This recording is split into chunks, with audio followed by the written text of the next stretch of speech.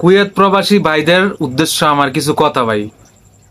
যদি আপনাদের হাতে সময় থাকে তাহলে ভাই আমার ভিডিওটা দেখেন, আর যদি আপনাদের হাতে সময় না থাকে তাহলে আপনার স্কিপ করে চলে যান ভাই। এখন তো বর্তমানে গরম পড়ছে প্রচুর।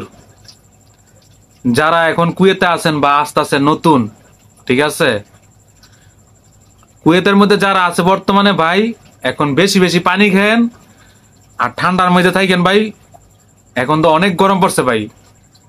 আর বিশেষ করে মনে করেন যারা নতুন আসতেছে ভাই কুয়েতের মধ্যে, হেরা কিন্তু একটা সমস্যা হইতে পারে ভাই, নাক দিয়ে রক্ত হইতে পারে ভাই। এটার লাগে কিন্তু ভয় পাইন না ভাই। নাক দিয়ে যদি রক্ত আসে তাহলে আপনার মনে করেন যে ফ্রিজ থেকে ঠান্ডা পানি আছে না, ঠান্ডা পানি খাইবেন আর নাকের মধ্যে দিবেন, ঠিক আছে, ইনশাল্লাহ ঠিক হয়ে যাবে ভাই। এটার লাগে কোনো ডরের কোনো কারণ নাই ভাই, ঠিক আছে। আর বিশেষ করে মনে করেন যে সবাই ঠান্ডার মধ্যে থাকার চেষ্টা করবেন। আর একটা গরমের মধ্যে ভাই বেশি বেশি পানি খাবেন ভাই। পানি না খাইলে কিন্তু সমস্যা হবে ভাই।